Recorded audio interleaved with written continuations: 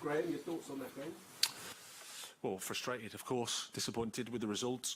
I thought we started the game well. I thought we, for the first 20, 25, 30 minutes, were playing well. Good regains higher up, decent control, drove them back a little bit, had some opportunities in terms of some shots. Good energy in the team. The first half was relatively even, I thought, and then they had a moment as well themselves, nothing in the game, and then the second half starts as badly as you can start from our perspective, and then once you're a goal down, obviously in a tight game, sometimes the first goal is really important in these games, not sometimes, often, and whilst we huffed and puffed in the second half, we didn't do enough to score. And then the killer goal is the second one, which is a set piece in a game with not too many opportunities, I don't think. Simon Johnson. Hi, Graham. Hi. Obviously, you had a lot of meetings last week with the players. Is that what you're going to have to sort of try and do again this week to try and generate some kind of positive feeling? And secondly, how's Thiago Silva? Well, Thiago's, I'm not sure. Hopefully it's not too serious, but I haven't spoken to the doctor enough to have a diagnosis for you. Yeah, my job is always to try to pick the players up, to support them. So I think they need support as well, because they're hurting. I know and I can feel it that well, frustrated, of course, disappointed with the results. I thought we started the game well. I thought we, for the first 20, 25, 30 minutes, were playing well. Good regains higher up. Decent control, drove them back a little bit, had some opportunities in terms of some shots. Good energy in the team. The first half was relatively even, I thought, and then they had a moment as well themselves, nothing in the game, and then the second half starts as badly as you can start from our perspective, and then once you're a goal down, obviously in a tight game, sometimes the first goal is really important in these games, not sometimes, often. And whilst we huffed and puffed in the second half, we didn't do enough to score. And then the killer goal is the second one, which is a set piece in a game with not too many opportunities, I don't think. Simon Johnson. Hi, Graham. Hi. Obviously, you had a lot of meetings last week with the players. Is that what you're going to have to sort of try and do again this week to try and generate some kind of positive feeling? And secondly, how's Thiago Silva? Well, Thiago's, I'm not sure. Hopefully it's not too serious, but I haven't spoken to the doctor enough to have a diagnosis for you. Yeah, my job is always to try to pick the players up, to support them. So I think they need support as well, because they're hurting. I know and I can feel it that they want the results to get better and the results to be different, and we're in a really tough moment. So I feel for them, and my job is to try to support them. Jamie. Hi, Graham. Hi. Every disappointing result, does it get harder to pick the players up? Do you think confidence is a big issue at the moment, or when you look around that dressing room, do you still see belief? Yeah, we do. Like I said, the training that we've had has been really, really good. The spirit in the team has been really good. We thought that we were taking steps forward, and then the first half against Southampton took us back a little bit. But up to then, I thought we were taking steps forward. We played quite well in the first half, I thought, and like I said, a game that's not easy to create chance after chance, because Tottenham defend well, some of the numbers and the back five. But the feeling amongst the players that is one of support. They're fighting for each other. They're fighting for the team. They want to do better, and they're hurting. They are. I feel for them. Jacob. Hi, Graham. It was tough at Stamford Bridge last week after the final whistle against Southampton. I mean, this was obviously a huge game for Chelsea's fans when they see a performance where it's a struggle to create chances and come back from a goal down. Are you worried about what this defeat will do for your standing and relationship with the fans? Would it be hard to get it back from here?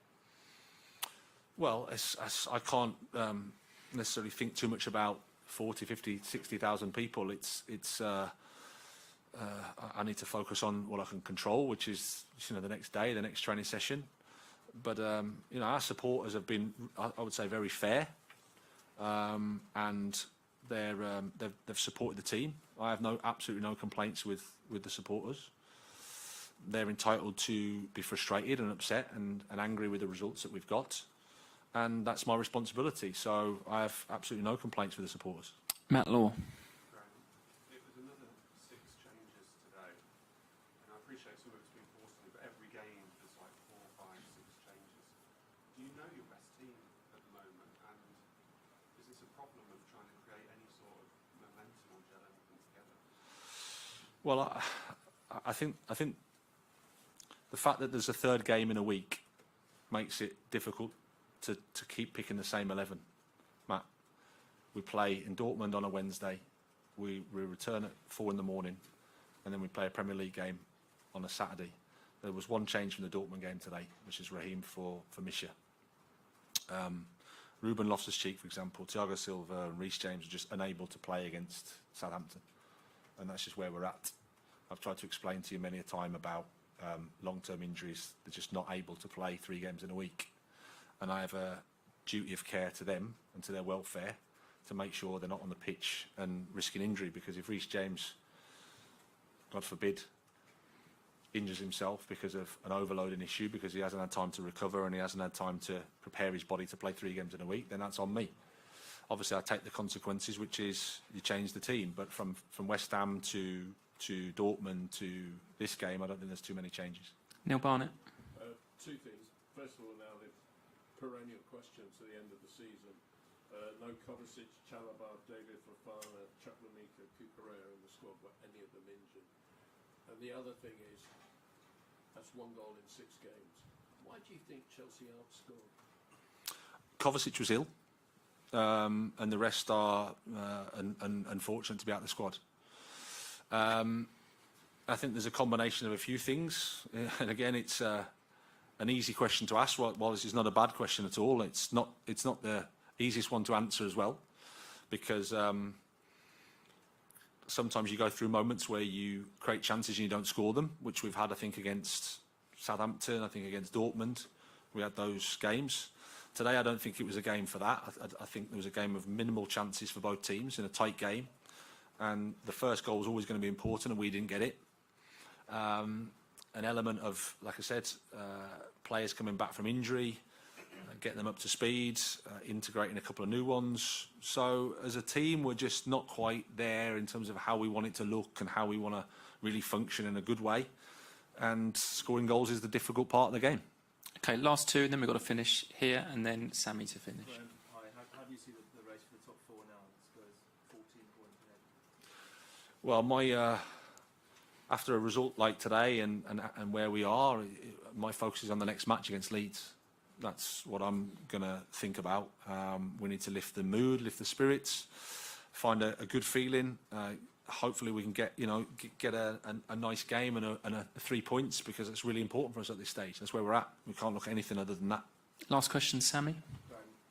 Obviously, the owners and the club have been supportive of you and are supportive of you. With every sort of disappointing result, would you acknowledge that has a dynamic to change moving forward? Well, there's always that question, absolutely. And you can't stop the questions. And whilst the results are like they are, then I accept it. It's part of the job. We were talking before the game about, watching the All or Nothing at Arsenal, and 2 years into Mikel's reign, he's close to getting the sack, and people are wanting him out, and it's a disaster. And obviously now things have changed a little bit. But that's just the way it is. If you look at Jurgen's situation, they haven't got the results, and all of a sudden people want him out. That's just the nature of football. And obviously I haven't done enough at this club to have too much good faith, and I also accept that as well. So my job is to not to worry too much about that, understand the question, understand where it comes from totally, and just to try to focus on keep helping the team, keep supporting the players, because I really like these players. They're good lads. They want to do better. They want to win. But at the moment we're suffering, and that's my responsibility. Okay, we'll leave it there. Well, first half, I thought we were in the game. I thought it was an even game. We started the game well, I thought. Performed well for the first 20, 30 minutes. They came into it a little bit on just some transition moments and pushed us back a little bit, but I thought it was an even game. Nothing really in the first half. At half-time, we thought we could step up a little bit and make a couple of adjustments, but we start the second half as badly as you can in terms of conceding the goal. which then makes the second half difficult for us because they've obviously got their goal ahead. They can defend, they can play on the counter-attack a bit more. We huffed and puffed, we stabilised a little bit, but without doing enough to score. And then the second goal's obviously the killer goal, which is a set piece, which they're good at, and we're disappointed with. You mentioned it was a sharp start, wasn't it? And Raheem coming back into the team looked lively, so it looked positive, didn't it, for the first sort of half hour or so at least? Yeah, it did. You could see I thought the personality of the players was good, energy. It's not easy to create chance after chance against Spurs because they defend with their back five, they defend with numbers and deep. But I thought with a few opportunities with João, a few shots. But ultimately, over the course of the game, probably not enough. But I don't think they had big chances either. It's just the first goal is a shot from the edge of the box, which we need to defend better, and then a set piece. So that's just where we're at. It's not what we want at all. We need to do better, and that's where the work is. You lost Thiago Silva, of course. How is he? Well, we don't know yet. I think it's just a contact on his knee, but until I speak to the doctor, I'm not sure. It's a difficult moment. What's your message to the players, and what have you said to them in the dressing room? Well, I can feel that they want the results to change around. They do. It's not from a lack of effort. It's not from a lack of desire to do it. We are in a tough situation, a tough moment. Results haven't been kind to us. I think our performances have been better than our results. But whilst you're in this bit, it feels like whatever you do, you're sort of on the receiving end, and it's tough for them, tough for us, tough for the supporters, who I thought were fantastic with us again today. So it's just a case of we have to keep going, we have to keep working, and believing that things can change around. Graham, a tough one to take. How did you assess the performance today?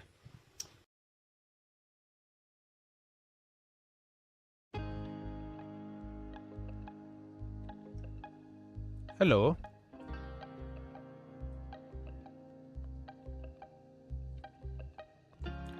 Good morning, good afternoon, good evening, good night.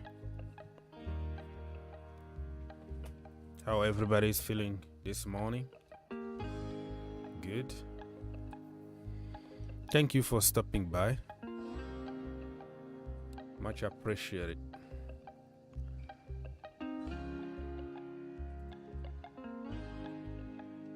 So the link been provided for everybody to call if you want.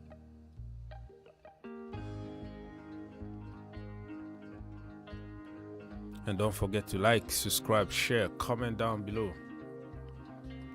If you wanna give me your 1 second, I will appreciate that.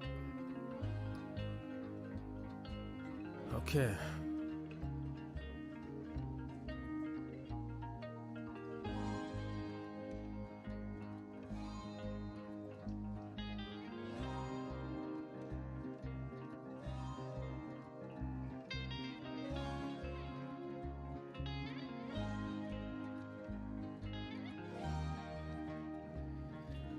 Alright, my people.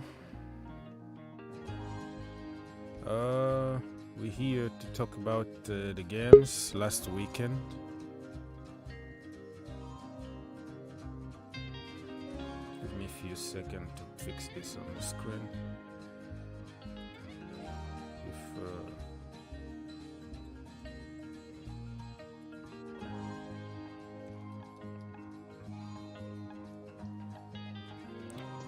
Hello, Herbert. Yeah, can you hear me? Yes. Yeah. Okay. I mean, obviously, great night for us yesterday. I mean, I'm just looking over all the pictures and photos and videos of celebrations. So it's good, man. Good, winning something. But what the manager is trying to, inculcate a culture. It involves, Yeah. okay, what is next? This is good, but this is not where we want to be. We want to be winning trophies. And I was looking at Weghorst, and I don't know. I think he was the most trended. He was trending yesterday because Weghorst, obviously, he wasn't our first choice signing. I mean, he's 30 years old, who probably in his whole footballing career never thought he'll be playing at United. And when he was 20 years, he would be dreaming for every professional player dreams to play for a big club. And by 30 years age, if you are not playing, that dream could have been gone by. But he's playing, and yesterday I saw him, he was just, crouched down and just absorbing the atmosphere. Then someone mentioned, he's 30 years old and this is his first trophy. This is his first trophy. He's not won a single trophy in his entire career. So this Wow. is his first. Remember that picture, that video of Maurizio Sarri where he was looking at the At when the you won the medal, European. yeah. Yeah, so that was that kind of moment for Weghorst yesterday. Wow. So I saw a very good comment. Someone mentioned about Weghorst that he's not what we want, but he is exactly what we need in terms of profile and that passion. Players wanting to play for the club, even though if you don't have the skill. And yesterday he got an assist as well. So credit to Ten Hag and to that guy as well. So I'm proud of what he has done for us. Obviously, I don't know if he'll be signing in the summer because it's a short loan only. And I think Sabitzer will sign because Sabitzer is exactly what we need in the midfield. So and Very it was good. Yeah, then I was just looking yesterday. I didn't sleep much, so I was just looking at your Chelsea guys. I think yesterday was probably the point which 95% of the fan base, they are quarter out now. I don't think there's a. I mean, look, what is it like? 2 wins in 16 games, and you are closer to the relegation spot than to the top 4 now. You are joined with Villa, so I mean, it's not looking good, man. This is, everyone said Potter should be given time, but are you seeing any signs he's implemented? Do you think that he has lost the dressing room? I don't know. It's hard to say because players are coming out and saying that they support the manager and they are all together on that. And the players also need to take some responsibilities. When you miss those one-on-one chances, I don't think the manager has anything to do about that. That is the lack of quality. Even Joao Felix, that everybody thought that he's going to save us and score goals, is not scoring and got a lot of clear chances. And then you look at the other side where Aubameyang is on the bench, Datro Fofana is on the bench. What they do for living, scoring goals or trying to score goals. And for other players, they just play for the team first, and then scoring is just like secondary for them. So those little things you combine together, it's hard really to say. But I don't really think that he lost the dressing room completely. But it's kind of, I don't know, because sometimes the players love a manager that don't challenge them at all. He doesn't make them run for 8 miles or 15 kilometers or something.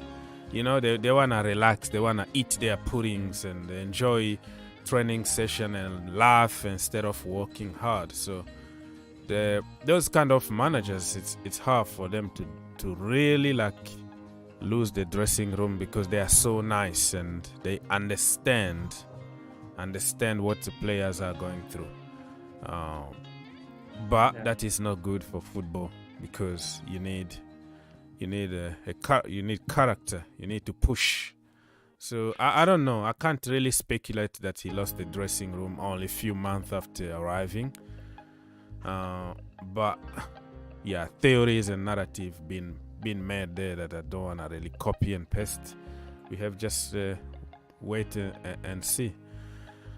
And also, Chelsea online fans don't really represent the entire Chelsea fan base. Mostly online are people, the young kids who just got influenced by big account. They copy paste from what somebody else said. But most of the people that they see context behind things. They might say, give him until the end of the season or give him pre-season or something. So I still divided. It is what it is in modern football, but it doesn't look good at all. Yeah, I'll agree, man. I mean, I don't see the point of sacking him. The season is going to be completed another 18 games or something like that. And you can, judge after that. I mean, if you sack him right now, who are you going to bring in? You don't want to do a Ralph Ragnick situation, appointing someone like that kind of appointment. So maybe you can revisit him. I still feel he's a good coach, but I just think the Chelsea job, it's a bit too much big for him because, at Chelsea, despite the change in ownership, your fans are just a bit spoiled because, so many trophies in this decade, the most by any English Premier League club since Roman came in. So there is a sense of, entitlement, which there should be because, come on, man, 600 million and you're on level with Aston Villa. That's not good enough. So I agree, give him this, whatever games are left. Let's see what he does in the Champions League because that Champions League is like your saving grace. Whenever something bad happens to Chelsea in the league, they do well in the Champions League. So let's see, man. I will go and revisit in the summer, though. That's the problem. Like now, you can bring whoever you want, Pep Guardiola, and you bring Jurgen Klopp as his assistant, and you bring Jose Mourinho as the mentor coach or whatever you can bring now. It looks really impossible.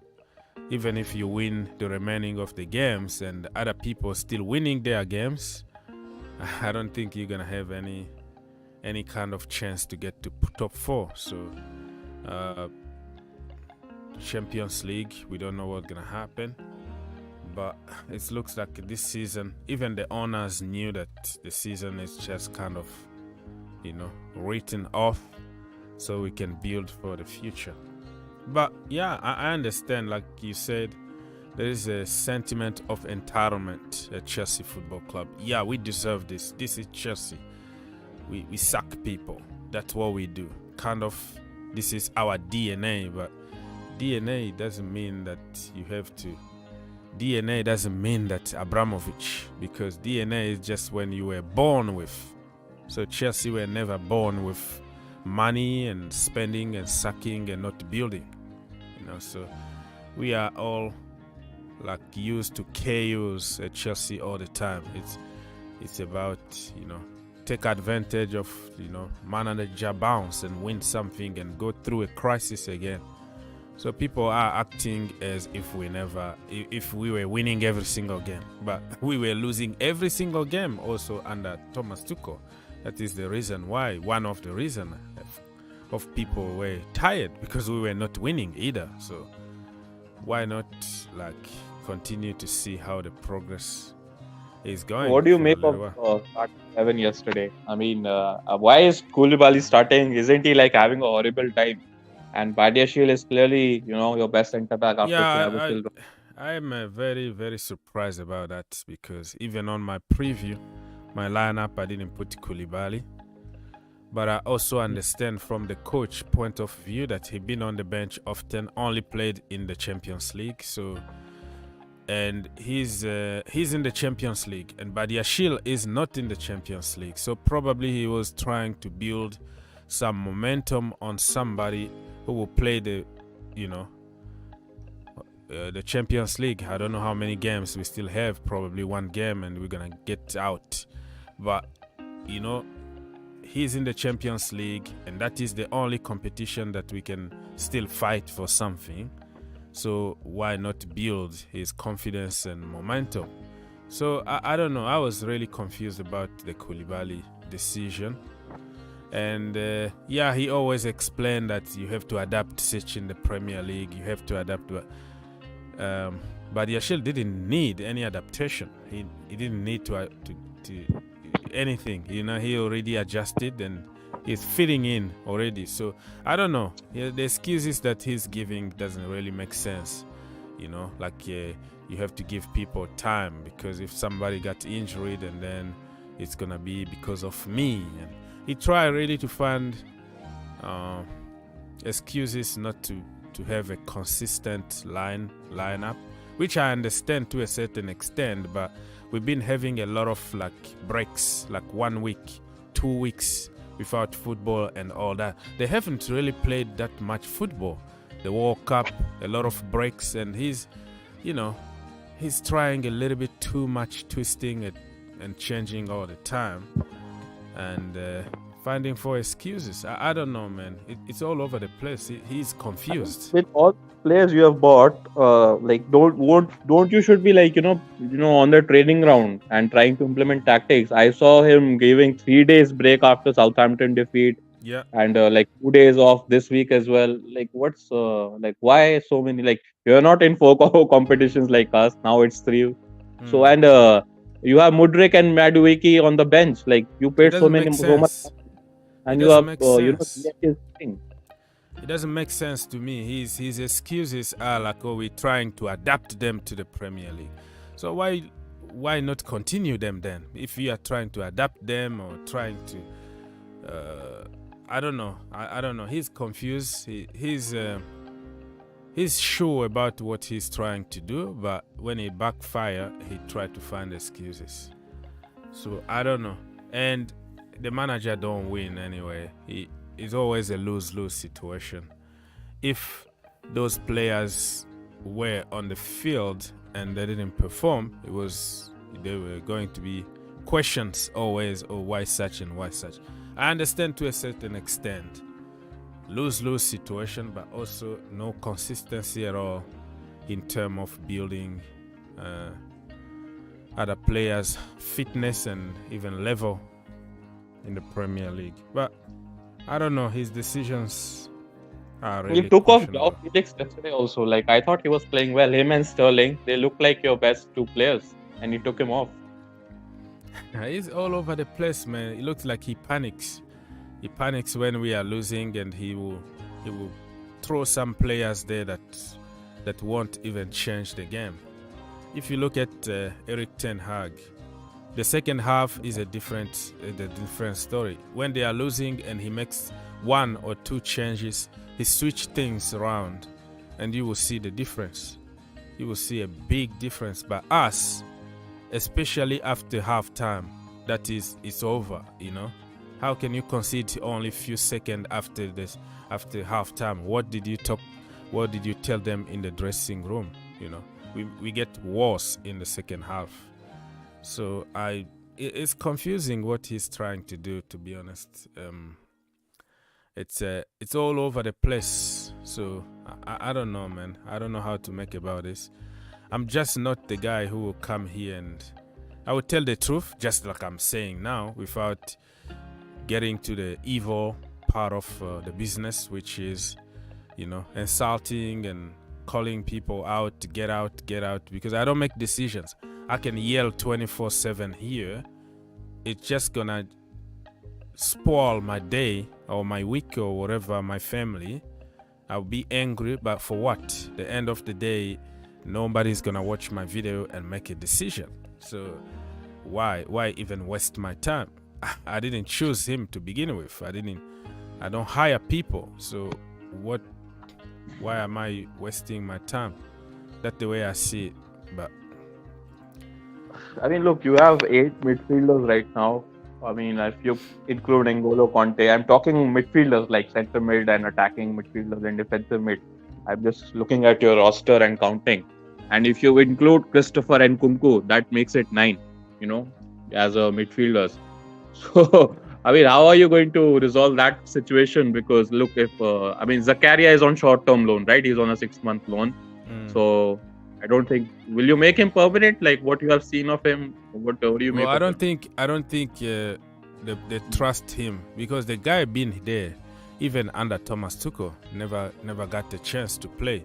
Every time he been on the pitch, he's immense. The guy is a giant. He's a tank. Look at him. I watched his debut. He looked very good. He even looks better as a centre back. Like he's everywhere, helping everybody. But it looks that they are not sure. The board, the scouting department, or doctors, they I don't think they're gonna keep him, because the injury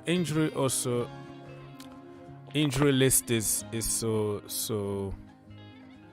so worrying. I think one of the reasons why they won't take that buy option is, he got injured often.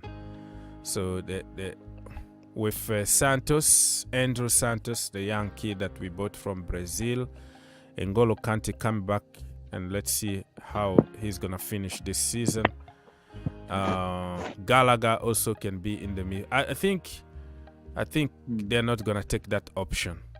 And also they are talking about getting a big name, another big name in the midfield, like Jude Bellingham or Declan Rice or whoever is gonna be on the market. Moises Caicedo. I think they have another plan in the midfield than Dennis Zakaria. But if I was in charge, 25 million, I was going to take that option for sure, because he's good. He's that good. So, but Yeah, I mean, you need someone like that, who's versatile. He's a bit like Savitzer as well. He can play multiple positions, and so that will mean so if you're saying you're going to bring one more big name in, say Declan Rice, because let's say you bring Declan Rice in, or I don't think Bellingham is on Chelsea's list. Let's rule him out because you spend lots of money on Enzo, and they're similar kind of players. So that would mean you are going to ship out Mason Mount and one more midfielder, because I don't think you can go into a Premier League season with 10 midfielders. That would be very not good for the dressing room. So I think Mason Mount could. That's my observation. Yeah, Mason Mount, if he doesn't sign a contract, Chelsea are pushed to sell him because they don't want to get to the to another situation like Rudiger and Christensen where they're left on free. So they don't want to drag the deal and hope that he's going to sign. So the decision needs to be made in the next coming weeks or month. So we don't know what's going to happen. But yeah, it is what it is. Will you sell Havertz and raise money for Osimhen? No. I'm going to give Kai Havertz another season because I think he been played out of the position often, and we are lacking a proper number 9. I think Havertz is gonna do good playing with a proper number 9, and you play him in a free role behind the striker or a little deeper, where the way he used to play in Germany. So I still believe in Kai Havertz, at least for one more season when everything is stable. That Felix's position, isn't it? What you're mentioning behind the striker. Would you not have Felix rather than Havertz? Well, they can also play together. Why not? Why try different combinations? Because so far we don't really know what is Havertz's natural position. Some people talk about a little deeper, as a number 6. Some people say number 8. Some people say number 10. Some people say false 9. So no manager so far figured it out what to do with Werner, and we spent a lot of money. It was generational back then. Everybody wanted Werner, so I don't want to leave myself with some questions. What if we gave him time? What if somebody, unlocked him? Stuff like that. So because you guys need a striker. United need a striker. So that's why I'm wondering, because you already got so many attacking midfielders, and even you can play them as a number 9. So one of us has to give, because I'm 100% sure United will go big for a striker. I don't think we are going to be lacking in that position, because we need a number 9. We have Weghorst at number 10. So I don't see Havertz having a future at Chelsea. That's not my opinion, because you paid 75 million for this guy. And for that kind of money, you should be expecting 15 goals every season. But whatever the reason, he's not delivering, out of position or not. So maybe you can ship him back to Germany, like Bayern or something, because they also need number 9. But how much Bayern Munich are gonna buy him? Because we'll have to take a hit. Yeah. We bought Werner about 60 million. We sold him for 25 million. We can't continue always doing that. And when I see what even Ten Hag is doing, when you have a proper coach, you have a proper system, you know what you're doing, you stick to your principles, and you respect the game, I think you can get the best out of players. Look at Eric Ten Hag, even Fred, nobody wants him. Even Maguire, to a certain extent, is producing in his level, of course, because the manager knows when to use him, how to use him. He knows his limit. But now we've been at Chelsea Football Club for years without a proper coach who can coach them and have a clear philosophy and knows how to get the best out of him, out of players. Under Thomas Tuchel, yes, we got the best out of our wing backs and our defense. It was defense. Give to our wing backs and cross and hope somebody is in the box. So we didn't have a proper manager to coach the players. So that is my hope. Yeah. I was gonna say is Chelsea need to buy a striker like Osimhen. They need to go back in the summer, buy Osimhen and get rid of Koulibaly. But yesterday I've been watching the game from home. What's the point of starting Koulibaly when you have Bailey still on the bench?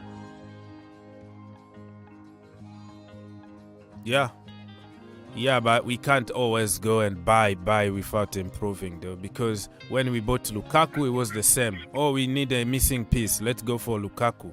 Of course, everybody deny now that they never wanted Lukaku because it failed.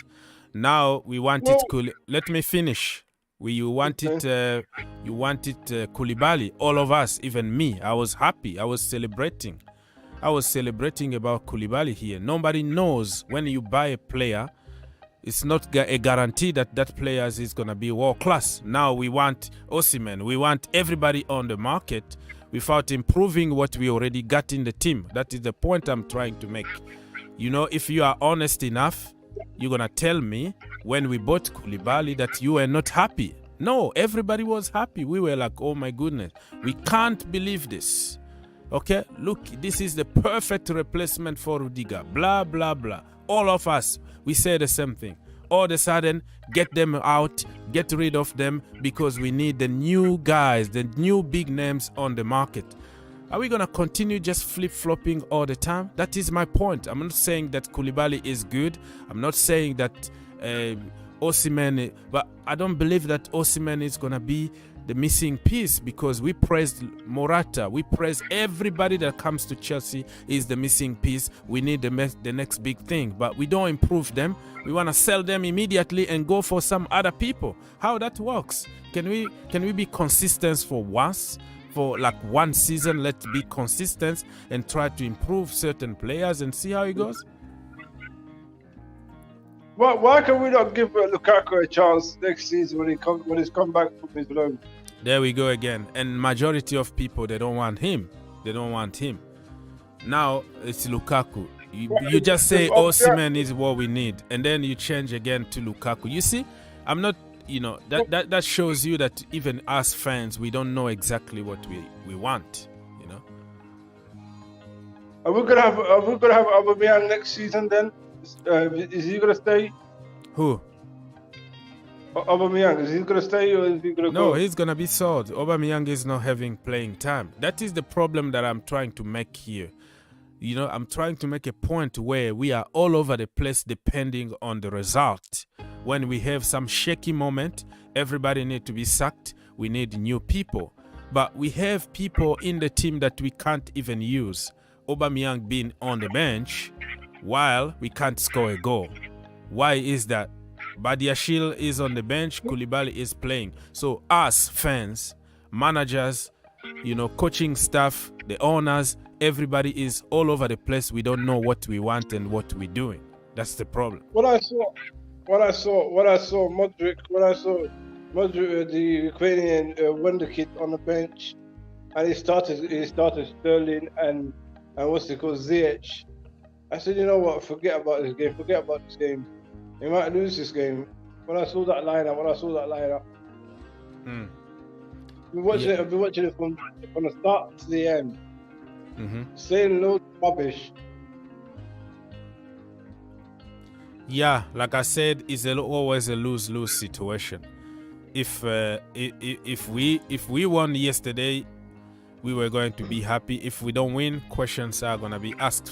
So decisions, you know, you can't win in football, to be honest with you, because even Modric, if he was on the bench and he didn't perform good, some people were going to ask questions about why start him. He been poor in the last games. So I don't know, man. We are all over the place now. We just need to stick with something, like we have to do.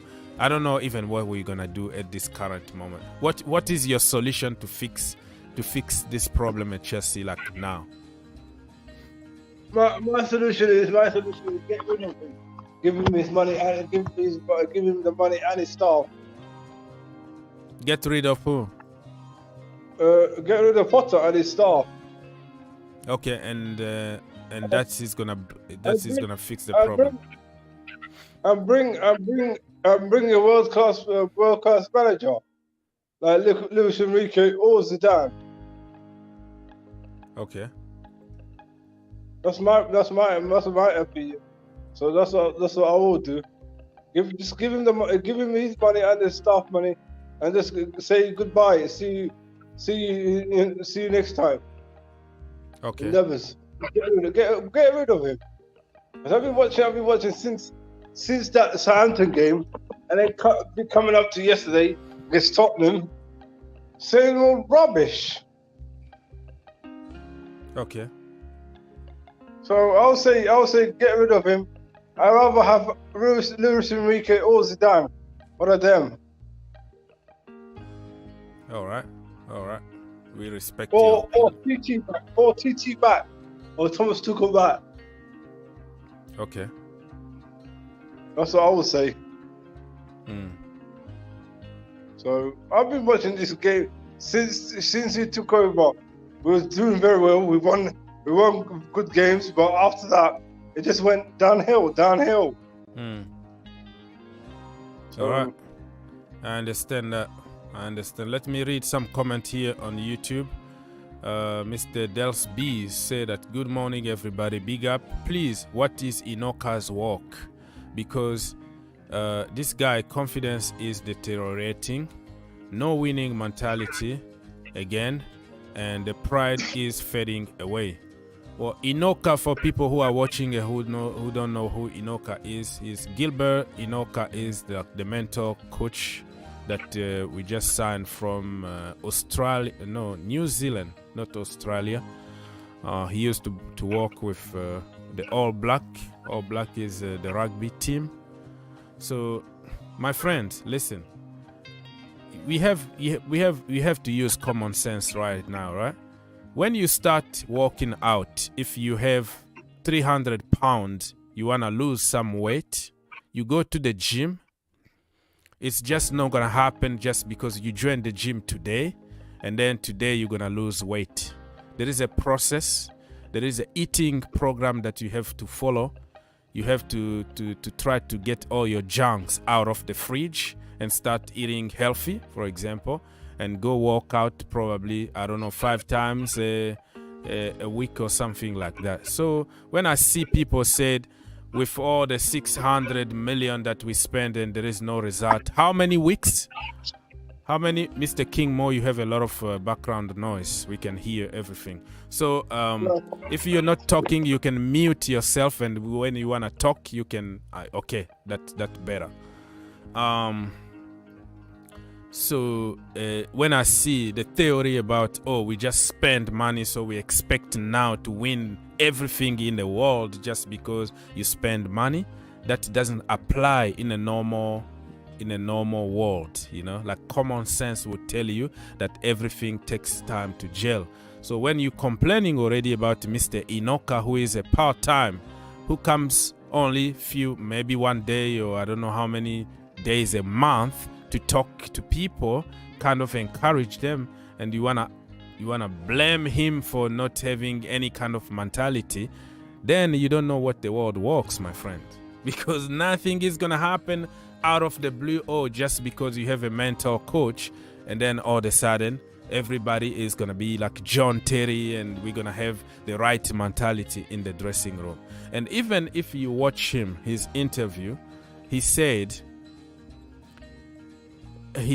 it takes time. Also, you have to get rid of certain poison in the team, which means You can come with your good mentality, but you're not gonna discipline people overnight. And certain people need to leave because they are so bad that they're gonna just, spoil the rest of the team, if that makes sense. So this kind of argument, I don't know. It's just because we hate certain people and we have to throw everything at them. That's why. But I don't think you're gonna just come out of the blue and start blaming the mentor coach that came to work only a few weeks ago, and you expect him to fix everybody. I don't think so. It's just like an injury, okay? Somebody got an ACL injury today, and then he gets a surgery today, and we're expecting him to come back tomorrow and be on the pitch, and everything is fixed. It's just simple common sense here, my friend. Simple common sense. All right, let me go and read some other comment here. Somebody, Lawrence said that Sterling is a better attacker. That is your opinion. Let's say, stop questioning Raheem Sterling. He is way better than Mikhailo Modric. Well, that is just your opinion. Everybody got an opinion and everybody got a mindset. Somebody say our world's best tactician. Oh, wow.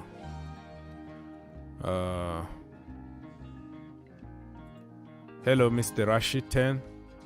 Is this the new channel? What are you asking for? You answer yourself. Is the channel been there? That's what I said. This is IQ. This is another channel. All right, let's go.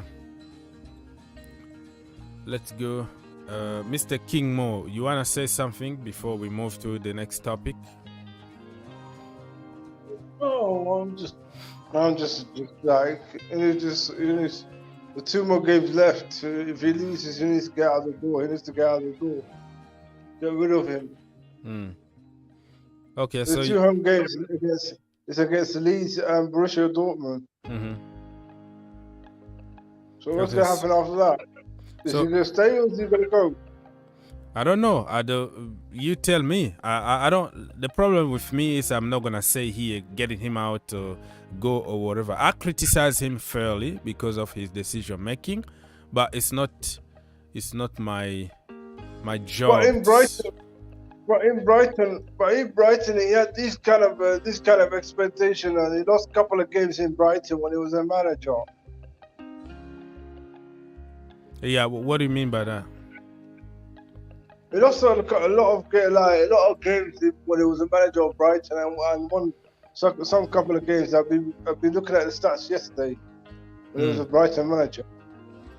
So it was like 6.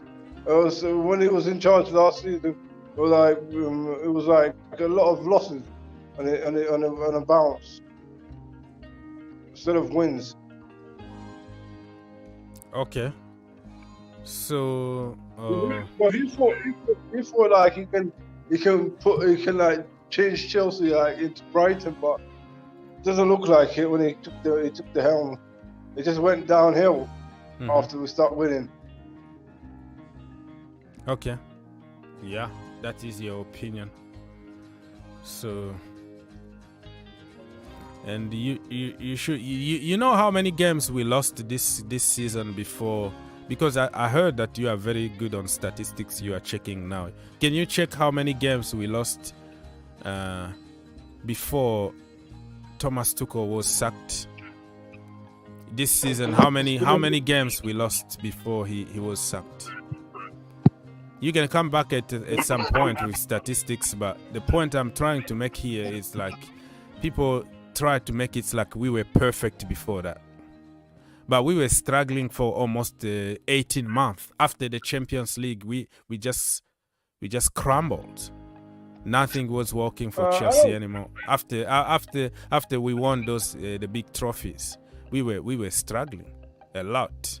I know, but the Thomas Tuchel, like when you see the managers, Thomas Tuchel like won like before yesterday's game.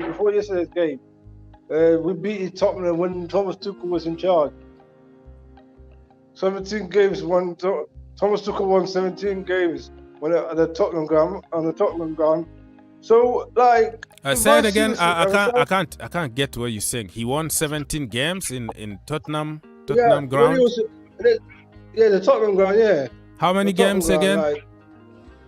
I was seeing yesterday I was watching on BT Sports.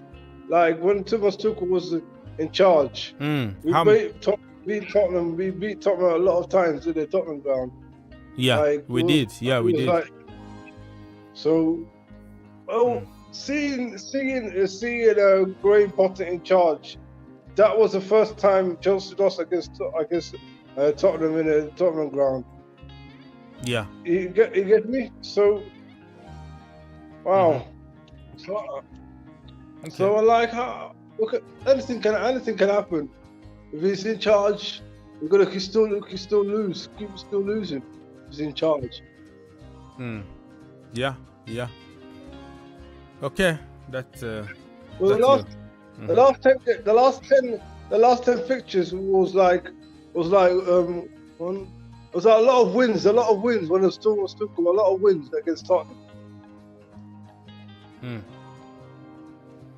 So there's a lot of wins when Tuchel was in charge. The last 10 games, starting from 2019 up to now. Because I've been seeing these stats right now. I can see it right now. I have it on my phone. So. Yeah, so you sure that if we get somebody else, we're not gonna lose a game, right? Yeah. Okay. I'm a little confused, but yeah, it is what it is. That is your opinion, and we respect people's opinions in this channel. Okay. All right. Let me see what we do here. So, people, you can call us just like my brother King Mo is calling. You can do the same. Click on the link. The link been provided on top of the chat. You click on the link and you call us. Regardless of your team, we're not talking only about Chelsea. We talk about football in this channel, but it just happened that many of my friends are Chelsea fans, so we kind of talk more about Chelsea, but it doesn't mean that we have to talk about Chelsea. Let me read something on social media here. Neymar remains Chelsea top target as reported days ago. He is a Graham Potter top priority for the forward. Talks will resume soon to get deal done. PSG asking price of 60 million has already been accepted by Chelsea. Boehly is fully committed to the deal. This is from some kind of sources, but I'm not gonna confirm this. I'm just reading some trending topics on social media talking about top priority for strikers. It doesn't make any sense because when you have already Nkunku, okay, and you have Joao Felix that you can sign permanently, and you have also Kai Havertz, and you have other strikers, and you're talking about Neymar is a top priority. That doesn't sound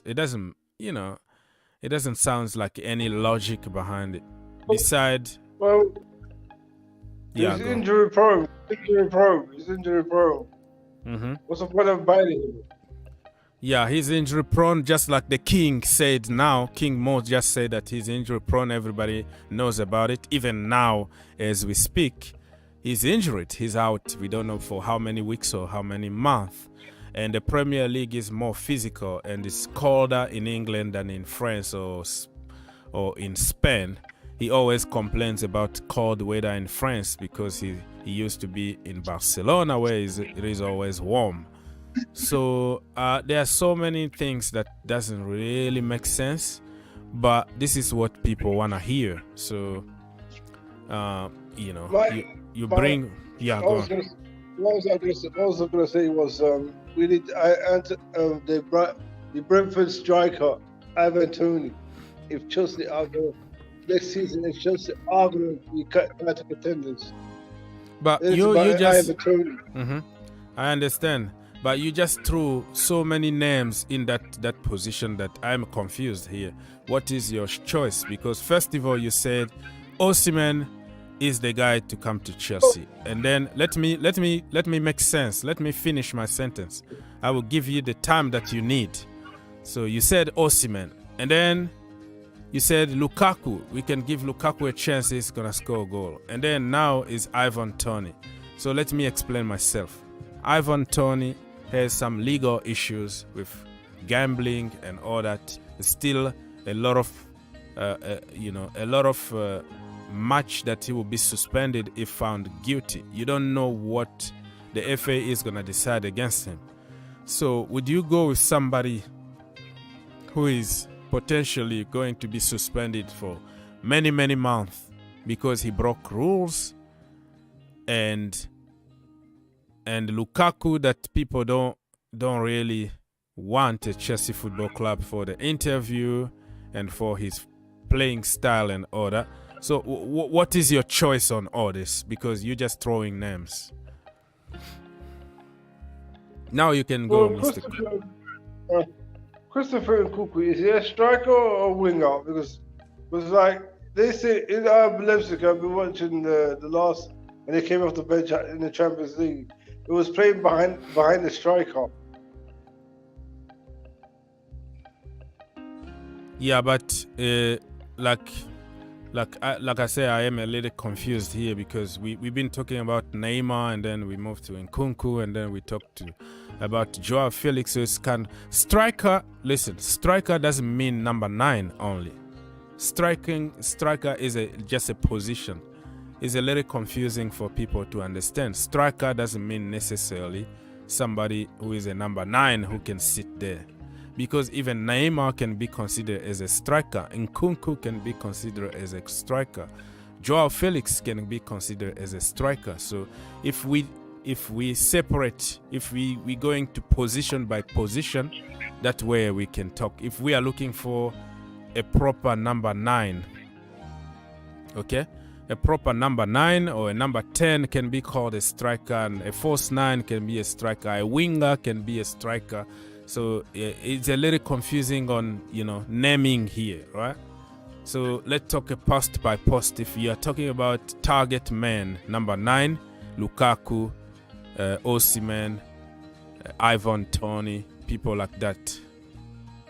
And if you're talking about strikers in general, you can talk about Joao Felix, you can talk about Kai Havertz, or Neymar, or people Messi or stuff like that. I hope that makes kind of sense here. I don't know how to explain it clearly, but I hope people can get it, can get what we're saying. It's just like the whole front three or whatever in front there, they are called strikers. Our strikers, midfield, it's just like defense, midfield, and strikers, kind of. But I don't know. Yes. Instead of like Kai Havertz being up front, why could he not try Dacho Fofana or up front? Yeah, that is a good question.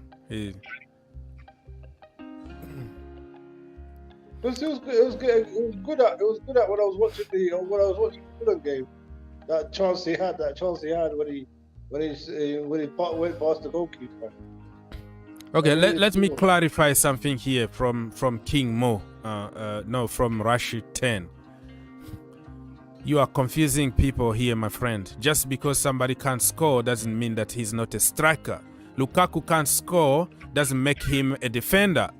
You are confusing people. Just because somebody scored or Thiago Silva scored a goal doesn't make him a striker. You are confusing people. Striking is just like overall position, or overall what they call people in certain positions.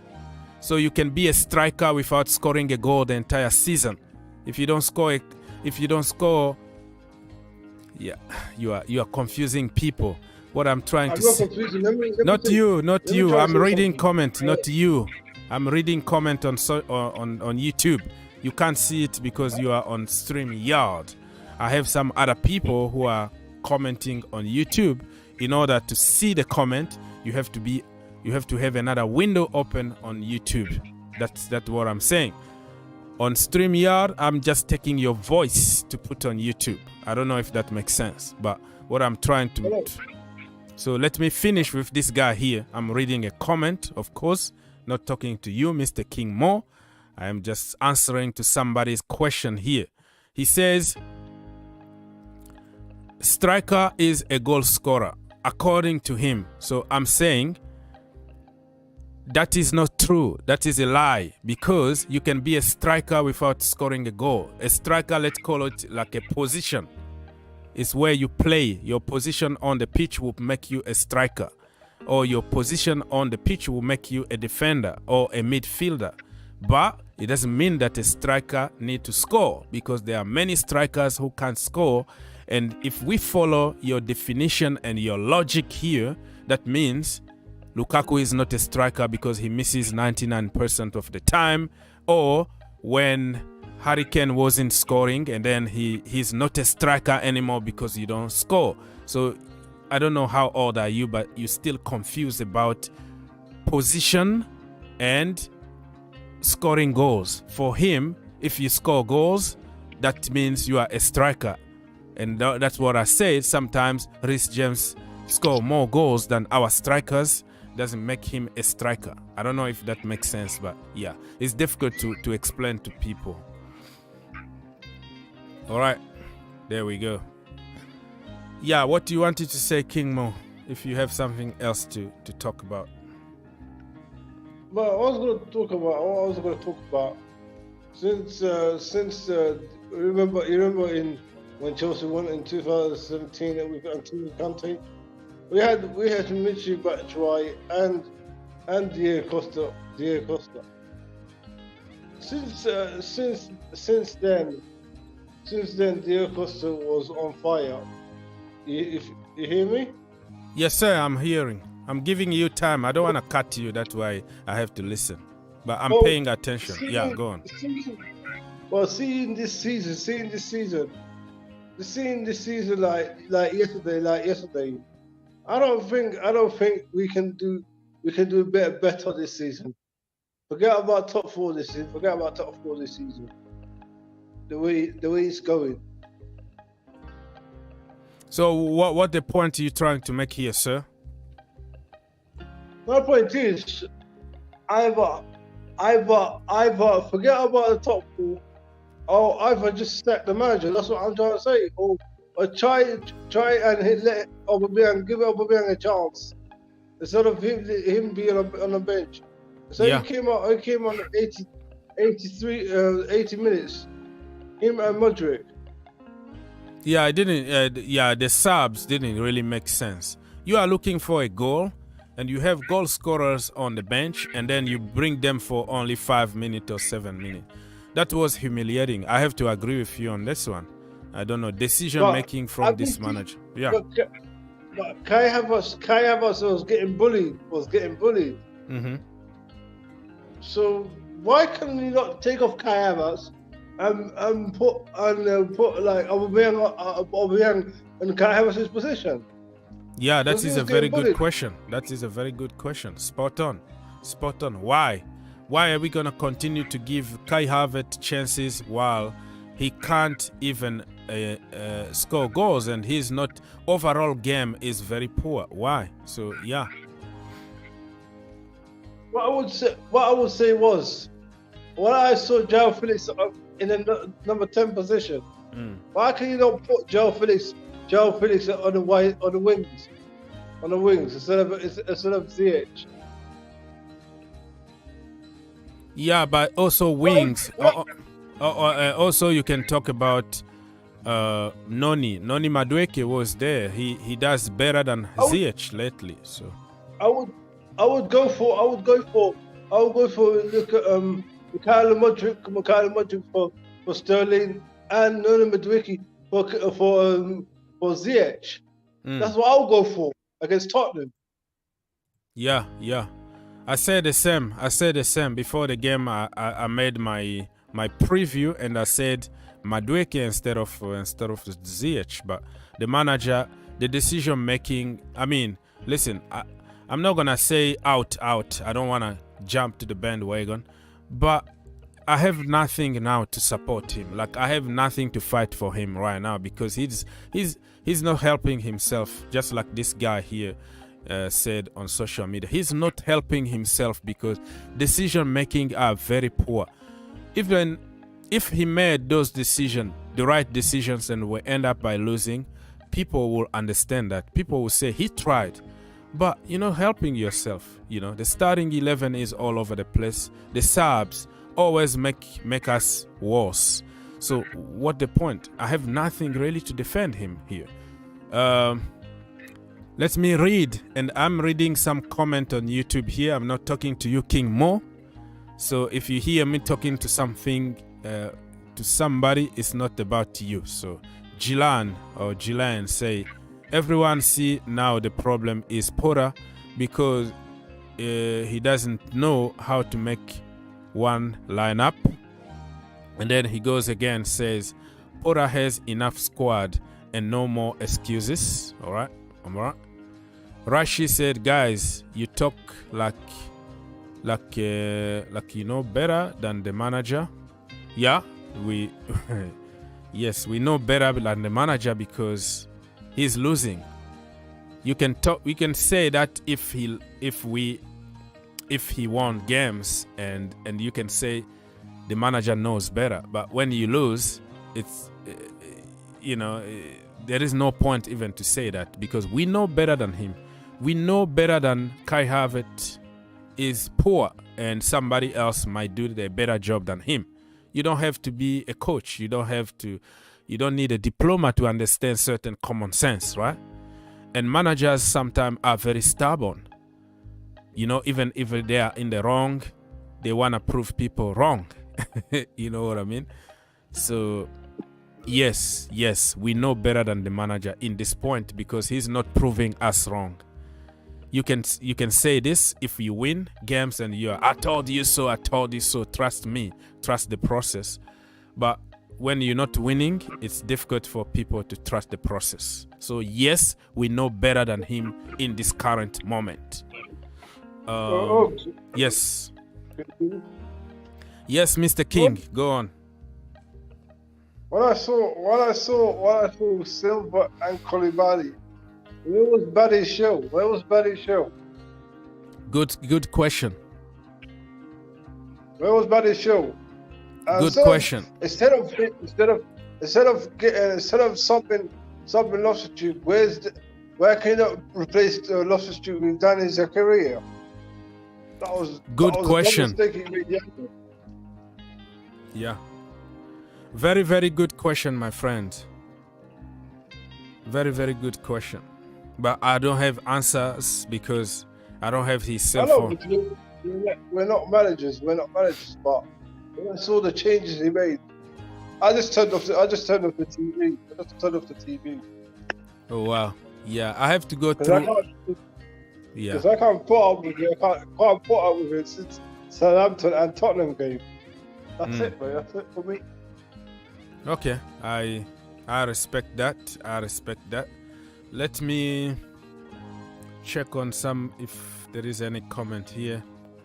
Mr. Rashford, Rashid10 on YouTube here comment. He said, "You don't see the training, man. The training you play the way you train. So if you keep on losing games, even stupid games that you're supposed to win, and then your training is crap. You know what I mean? So I don't know what you're trying to say here, or it's just a banter. You're just trying to troll here to say, oh, keep him because you know you're going to beat us. That is your narrative. But listen, everything that you're saying here is correct. We don't see the training. Probably the players are crap in training, but you don't prove us wrong. That's the problem. If you come on a match day and you win, you will see, okay, you see, I know better than you. But all the things that you're saying, probably in this point, I would take it as you are trolling. That's all I can say. Guys, this is new era. Todd Bowley, trust the process. No more sacking manager every 18 months. I think this guy is a Manchester United fan. Yeah, he's a Manchester United fan trolling, but I wanted to take him seriously but everything he's saying is truth, but it doesn't make sense because we're not winning. You can say that when you're winning. You're going to say the manager knows better. But now in 16 games, you won 2 games. That doesn't make your case. There is no progress here. Let's be honest. There is no progress. You know? So I understand what you say, but kind of you are trolling in this point. Let me go and read some. Okay, so there is a petition going online now. People are signing. Chelsea fans are signing. I don't know if they are fans or not, but there is a petition going on to get Graham Potter sacked. So got so many signature online. I'm not gonna do that because I don't think that is gonna make any difference if the owners decide to keep him. So according to Mirror here, 1,000 signed petition demanding Chelsea to sack Graham Potter after defeat to Tottenham, but clubs still have no plan to sack Mr. Potter. So probably is a waste of time here, my friend. It's a waste of time. Let me check on some other trending topics here.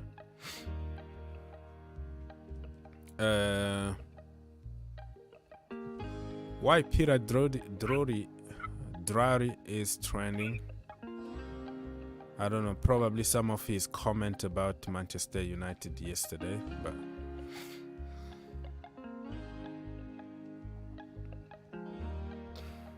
yeah, that is another off topic. What Ben Jacobs is gonna say this morning.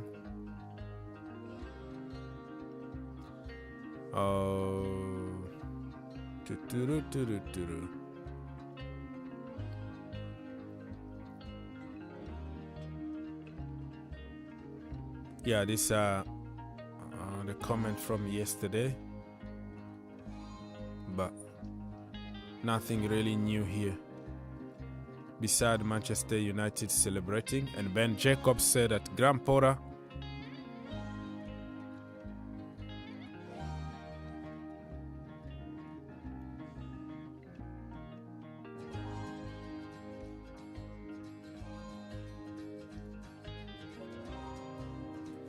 yeah. So the owners just want to keep Graham Potter, basically. Nothing new here. Let's go and check on Chelsea. I think King Mo just left without saying goodbye. It's okay, brother. Yeah, nothing here, to be honest with you. Nothing.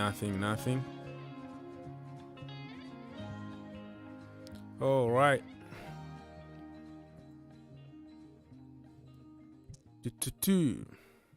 So, people, I'm still here for a few more minutes. If you want to join me, it's okay. If you don't have time, you can send your question. But I think I should go for this. This player ratings from yesterday.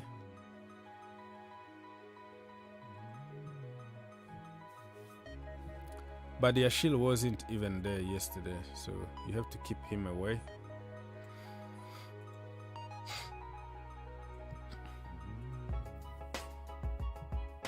And if somebody wanna call and participate to the player ratings, it's okay. Yeah, man. It is what it is. So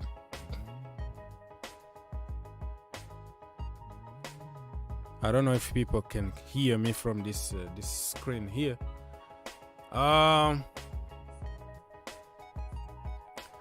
Potter.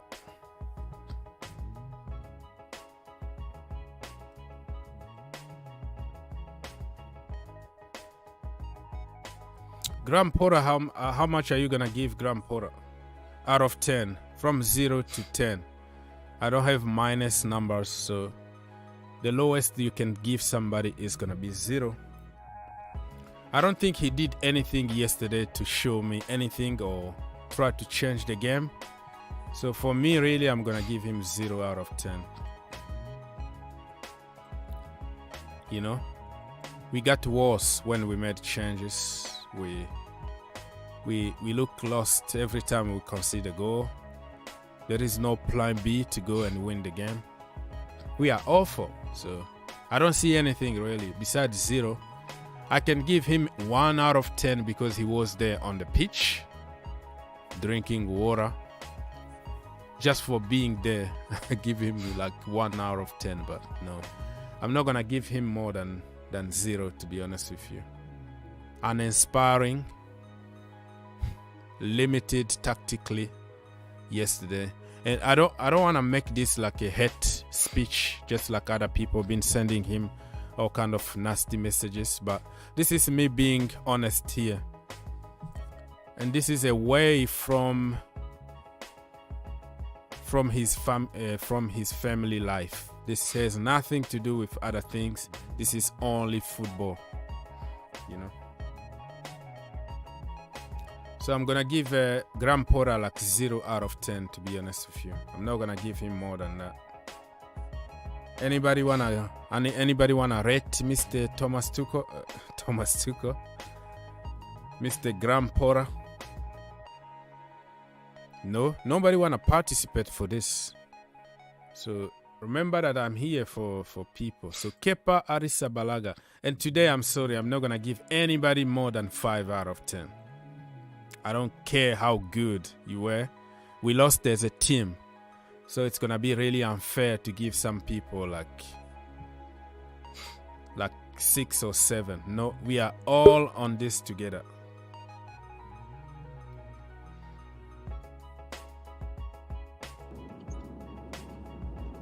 Yes, Mr. Driver. Morning, sir. Good morning. Good morning. I'm not really sure as far as the rest of the team goes, but if I could help you stay up, I would say Mr. Harry Potter over there, I'm going to rate him a 0. Okay. You rate him a 0. With all due respect. What do you think? Yeah, like I said, I'm not going to give him more than 0. I didn't see anything that he did. I wish I had like minus 1,000 on my graphic here, God. but I have to create another graphic so I can give people like minus something. At this point, they against Dortmund, they lose. Do you think he's really still going to stay? Yeah, he's gonna stay until the end of the season. It's gonna be useless for people to sack him for Todd Bowley. He's gonna stay. I don't make decision. This is not me, because that you are opening the door for people to hit me, because they're gonna say, you know, everything that I say, people think that I'm the problem, right? So the way I see it, this is me talking as Boyle is here. Everything leads to, you know, to him staying.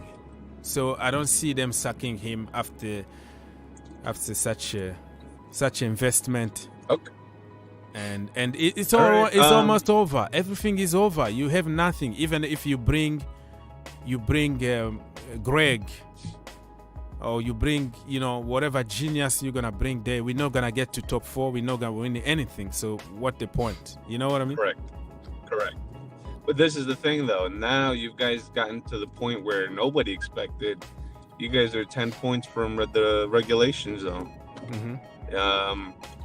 Obviously, Dortmund, you guys aren't going to win that. It is what it is. I think your next game in the league is Leeds United, right? They smashed us in the first half, and that was under Thomas Tuchel. It's not only about the manager. We've been poor for such a long time. You know, under Thomas Tuchel, I don't know, we probably won 1 game or 2 on a penalty from Jorginho or something like that. We were struggling. We've been struggling for years, bro. Like, people don't they don't process this because Thomas Tuchel won you a big trophy, so everybody is gonna make it look like we never lost any game. We were perfect, but man, we were awful even under him. We just got worse now, but people who don't remember what happened yesterday is just. I think if you guys lose against Leeds United and if Aston Villa win their next game, you guys will be 7 points from relegation. Do you think still he's gonna still stay there? I don't think you are just putting me in a hot spot here. I don't think. Yeah, we are closer to the relegation than top 4 right now. The problem with me is I criticize people fairly, but when it comes to signing or sacking people, I don't get to that discussion. You know what I mean? I try to leave it to some other people to speculate about who is coming in, who is going in. I don't make decisions at the end of the day. It's Bowley to make decisions. If you decide to get rid of him today, I don't care because I've seen people come and go all the time. I don't have any sentiment attached to any player or any manager in this point. I've seen everything. I cried. I got mad. But right now, it is what it is. This is a Chelsea thing. So. Okay, let me ask you this then. If it was under the hands of the old ownership, do you think at this point Potter would have been out? First of all, he was not going to get a job at Chelsea Football Club. That to begin with. So we were not going to get to this point because Thomas Tuchel sacked, Jose Mourinho is back, or some other big names, or Enrique or Zidane. Somebody was going to be on the door already. So it is impossible for somebody like Mr. Roman Abramovich to go for Pora.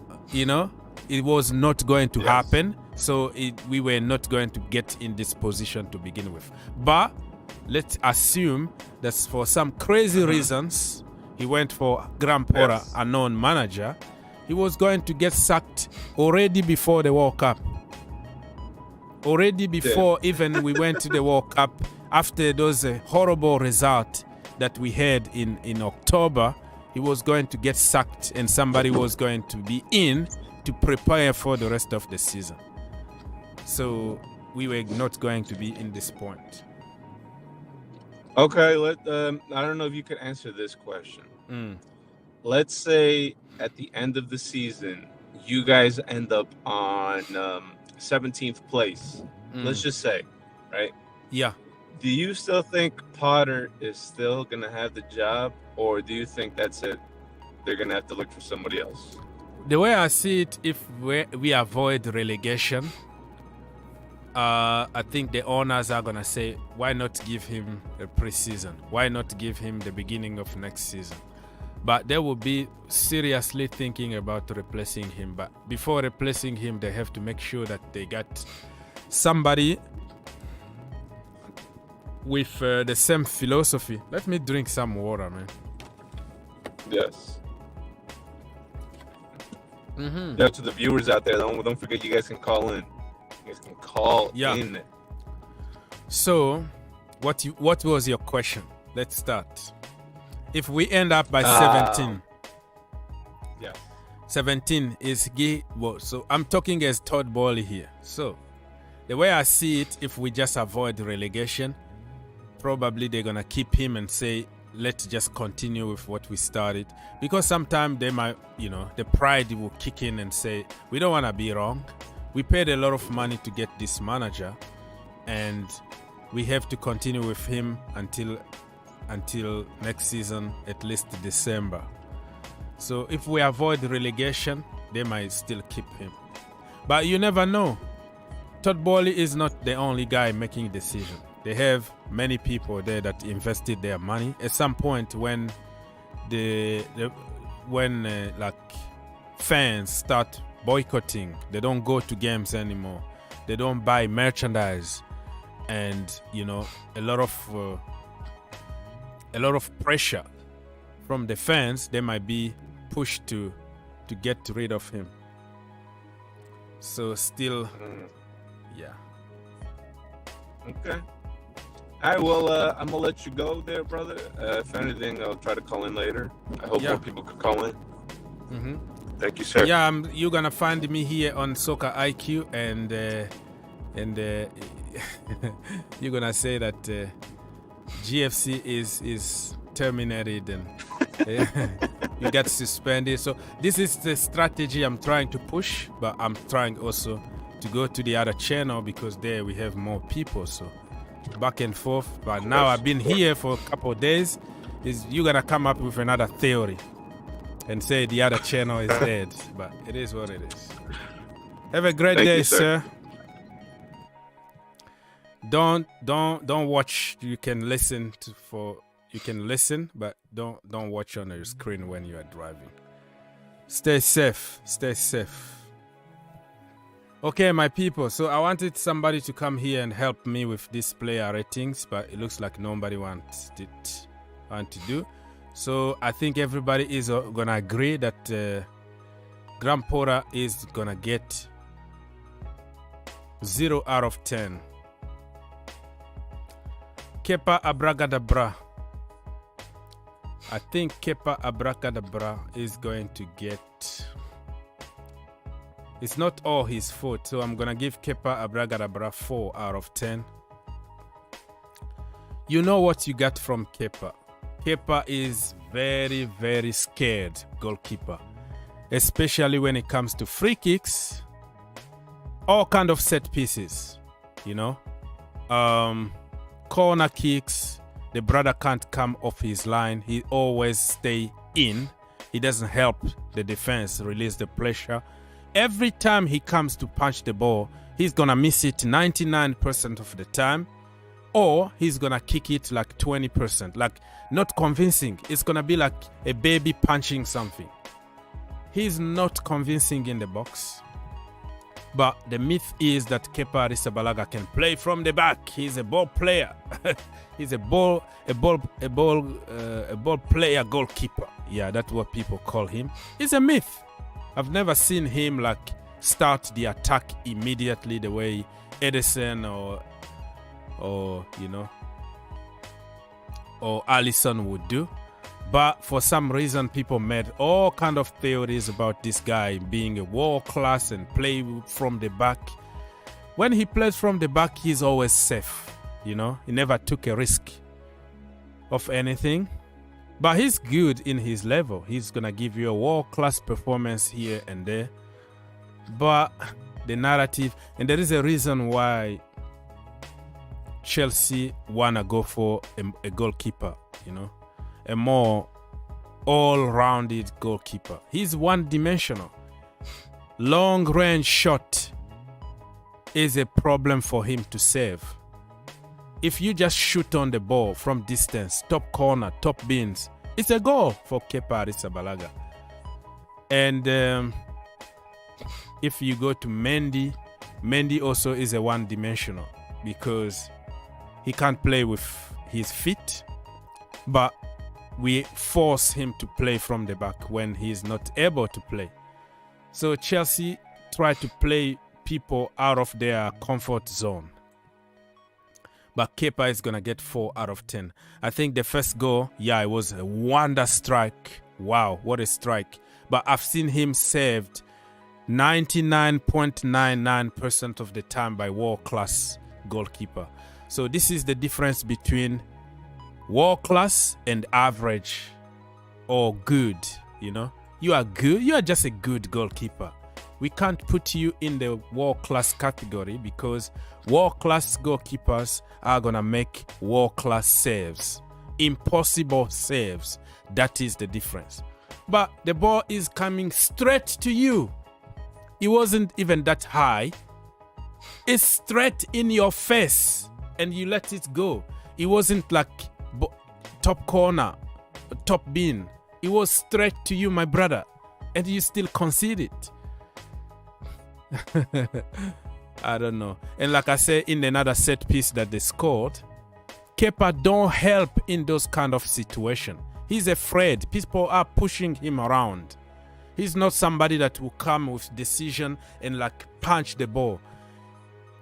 when you are a very good goalkeeper, you don't care about people around you. You don't care about anybody else. You care about yourself.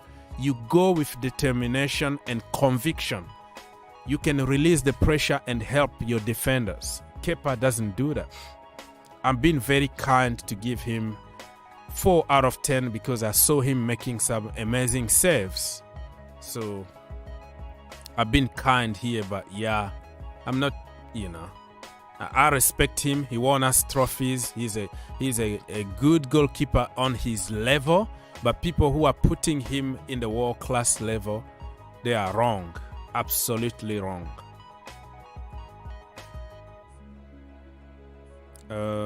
Let me see what I can do here. Give me a few more seconds.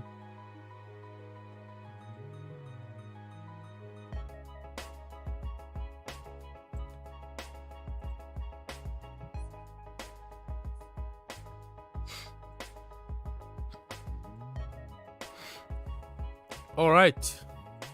Is there any... Wait. Give me a second. Give me a few more seconds. I'm fixing something on the screen. And feel free to call because it's free of charge. Thank you for everybody. People are subscribing to the new channel a lot. I appreciate that. Let's get to 500 subs as soon as we can. It's a new channel that needs your help, okay? Let me go and read some of your comments here. Hello guys, according to Mr. J. Now you see why I didn't want Loftus-Cheek and Ziyech in the game yesterday. Porter needs to go. There we go.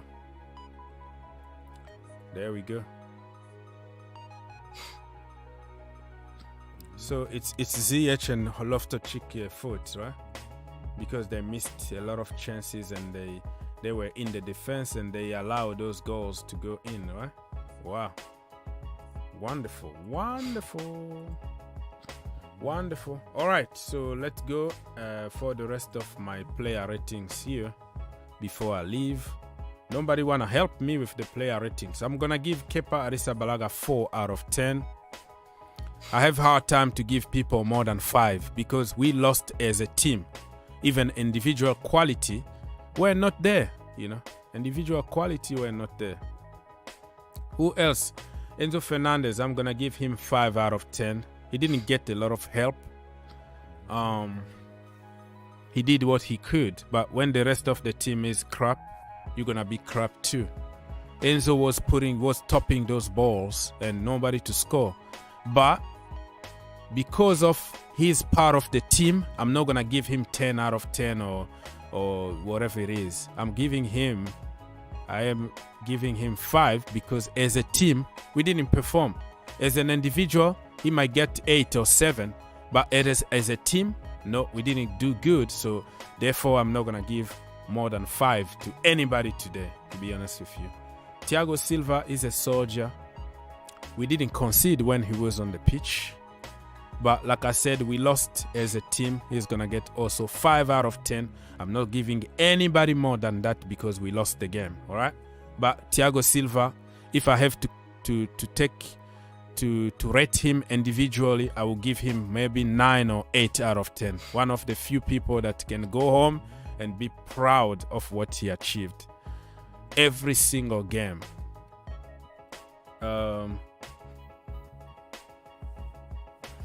This is me here. Jay is giving 5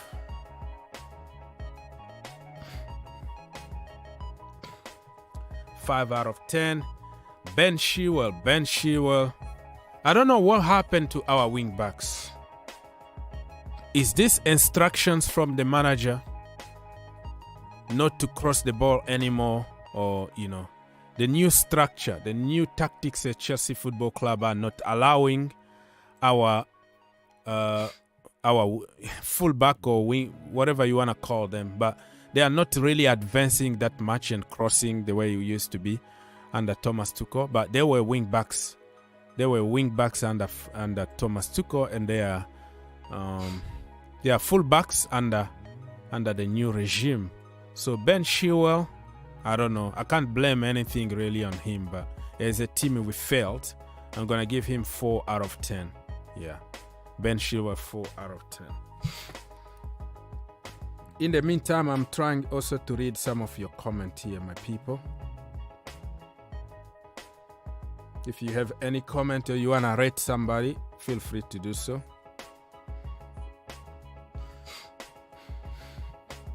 Let me go very quickly here. Koulibaly, oh my goodness me. I don't know how to make about this brother, man. I love the guy. This is the transfer that I wanted to Chelsea Football Club. I'm not gonna flip-flop. When we signed him, I said Koulibaly is really what we need at the moment. I was very happy, but so far not showing anything really in the Premier League. 3 out of 10. Yeah, the pace in the Premier League is kind of too much for him. In the Champions League, I just hope that he can find a good form, because Koulibaly, Badiashile is not even in the Champions League. So I think I'm gonna give him 3 out of 10 for Koulibaly.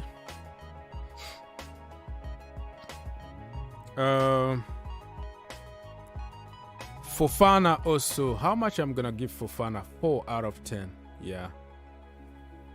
I can't blame everything on him, but when Thiago Silva went off, that was it. The game was already over, because somebody who organized, who is a leader like Thiago Silva, you don't replace him. You know, it's crazy, man. It's crazy what happened yesterday. Yeah, 4 out of 10 from me. I can give him the benefit of the doubt, because coming from a long-term injury, not easy. But we lost as a team altogether. Let me see. I don't know if I have everybody here. Probably I forgot some players. So if I don't rate anybody, let me go to the subs. I'm not gonna blame them. I'm not gonna rate them either.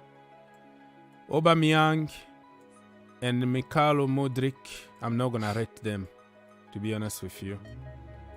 They didn't have enough time to impact, and I think that was humiliation to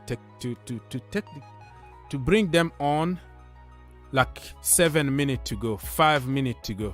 To do what? I don't understand that. So Aubameyang deserved at least 30 minutes or 40 minutes. The manager decided to bring him on. Only 7 minutes to go. Let me double check, so I don't really talk crap here. But I think he came on 7 minutes to go. I think it was 83 minutes or something like that. Let me double check very quickly. Oh man. This Chelsea. Oh wow.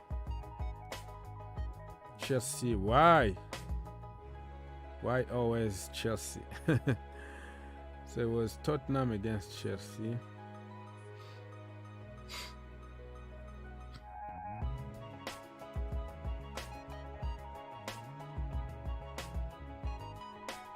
I want to make sure that I am reporting something accurate here. You know? So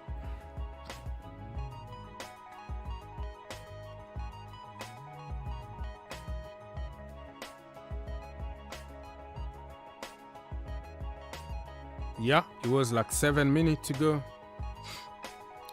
So Aubameyang brought 7 minutes to go. I have hard time to give him any kind of rating. Dennis Zakaria also, I have hard time to rate him. Mason Mount, yeah. Mikhailo Mudryk, yeah. All of them really. It was already, we are losing already, my friend. So you bring people in the middle of KO. I have hard time to give them any kind of ratings. Yeah, I'm sorry, man. Not gonna rate them.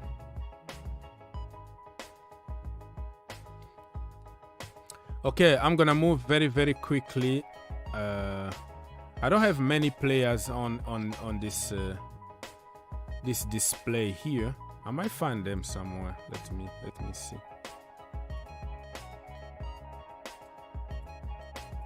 Oh my goodness me. So yeah, Aubameyang, no ratings. Mikhailo Modric, I'm not gonna rate him. Mason Mount, of course, people wanna give him 0 because it's always his fault even when he's on the bench, but I'm not gonna rate him.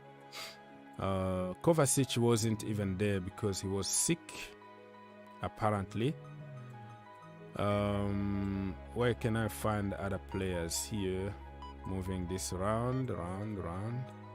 Ruben not even in this system here. Yeah, here, Ruben Loftus-Cheek. Ruben is gonna get 4 out of 10. I didn't see much from him, but it was the entire team. It wasn't only him. So 4 out of 10. Who else? Kai Havertz is gonna get, from me, he's gonna get 1 out of 10. I don't blame him that much because the manager decided to go with him instead of somebody else. I didn't want to see him in the starting 11. Raheem Sterling, he was pushing. Raheem is gonna get 5 out of 10. Yeah, I think he put a lot of effort, but as a group we didn't win the game. 5 out of 10 for Raheem Sterling.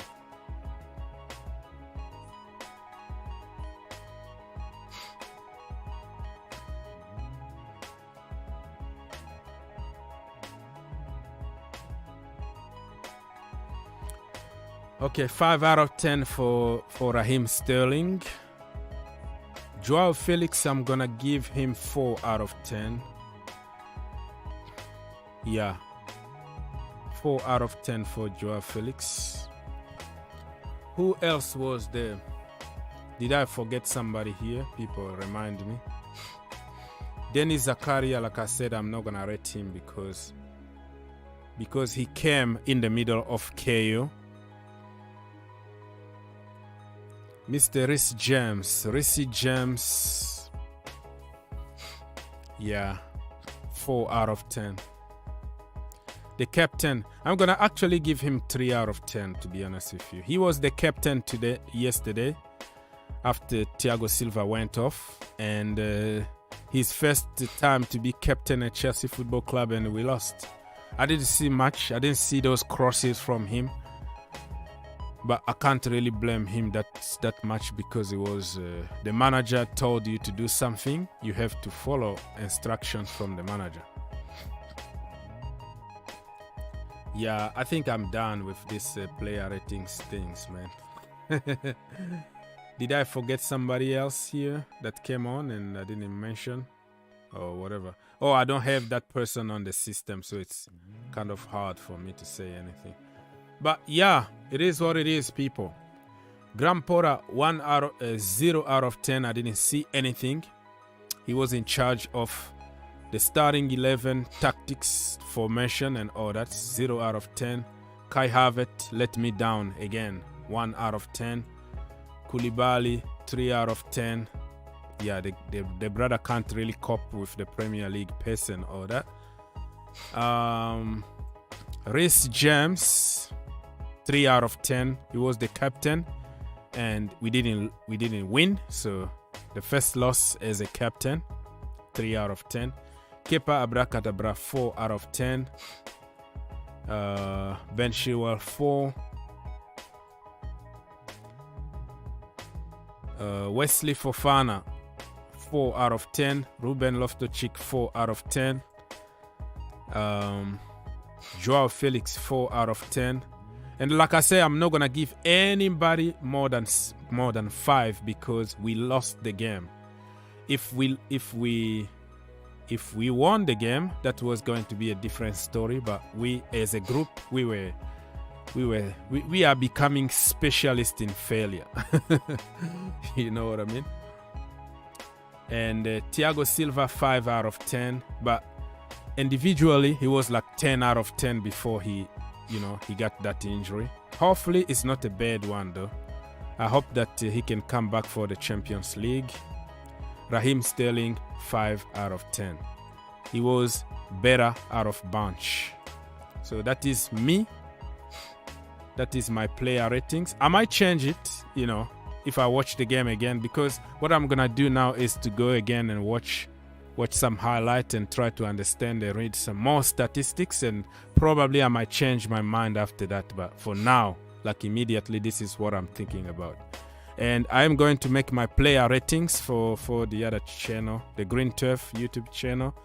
So before I make that player ratings video, I'm gonna have to watch again key moment of the game and see what happened really before I make that video. So my mind might change a little bit, but for now this is what I'm thinking about.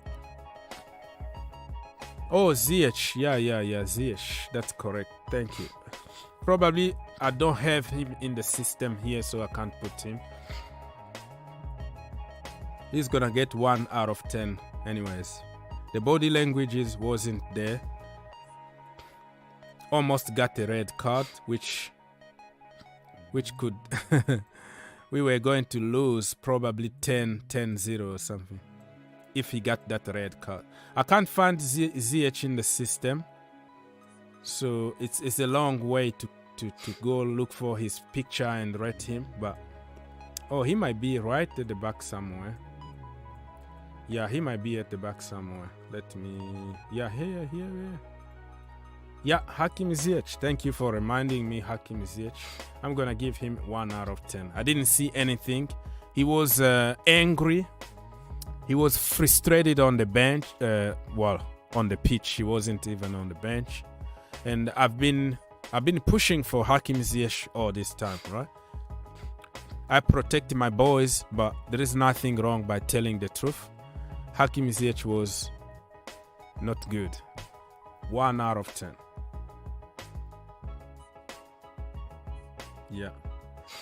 Yeah, I have to watch those horror show again, because I have to be honest with what I'm saying. I don't want to copy and paste other people's reaction, right? So I'm gonna have to watch the game again. Yes, I'm gonna put myself in that situation one more time before making another video to understand, because now I know the result. So it's gonna be easier for me to look from a different perspective, Hakim Ziyech 1 out of 10. Okay. Anything else? People, keep subscribing, liking, and all the good stuff, man. This is a new channel and I need any kind of help that I can get.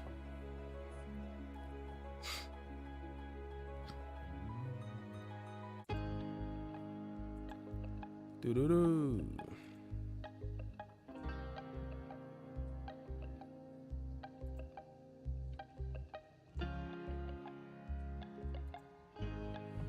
All right, slowly and surely I'm gonna have to leave. But before I leave, I have to plug myself a little bit. So this is my page here on social media, Twitter, Instagram, and TikTok, all the good stuff. Green Turf is also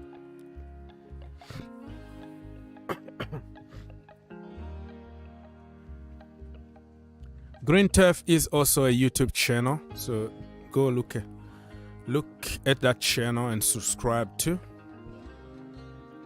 I make videos not only about Chelsea but about other teams. Like yesterday I made a video about Erik ten Hag and Manchester United. So GFC also is a channel that we talk about football in general, and this is teams in the Premier League and the Champions League waiting to beat Chelsea Football Club.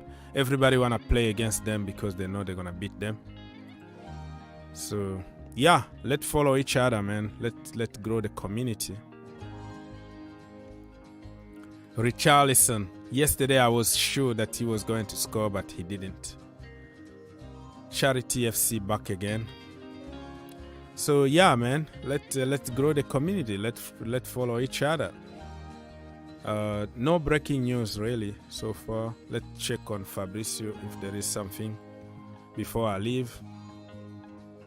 So Vasco da Gama and Chelsea Football Club are getting closer to this deal. So this guy here, Andrew Santos, is going back on loan for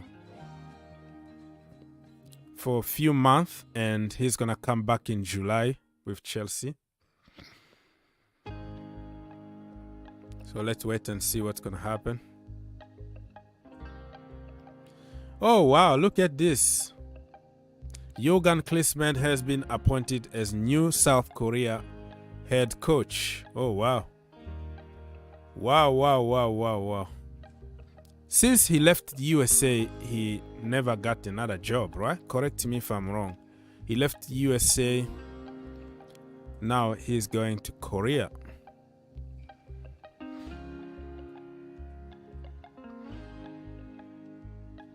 Olivier Giroud contract at AC Milan is progressing very good. He's gonna sign a new contract.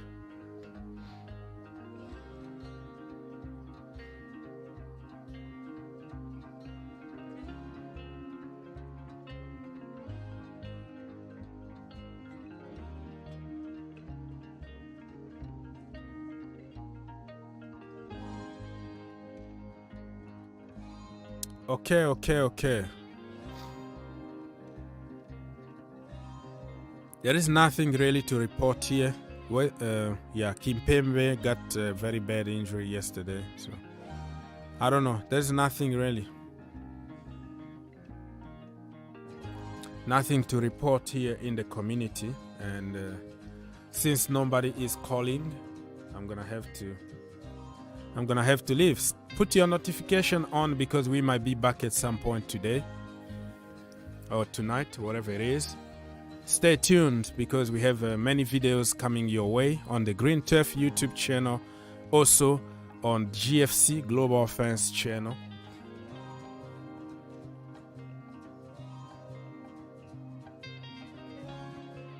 Mason Mount update. I don't know. Is there anything? I don't know what you mean by Mason Mount update. I didn't hear anything from. Let me see. Let me go to Simon Phillips. I don't know what you mean by Mason Mount update.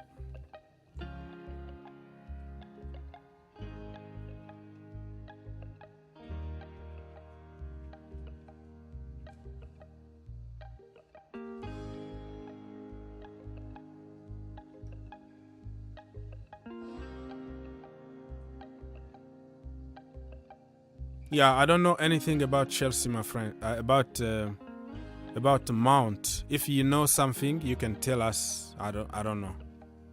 Yeah. I don't know anything. I'm not gonna say anything that I don't know. Let me try one more thing. Absolute choice.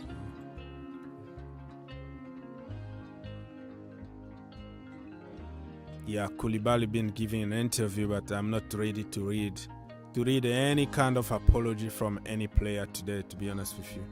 They better just stay away from social media. Yeah, so I don't know anything about Mason Mount. I don't know what your question is, so I'm not gonna say anything. All right.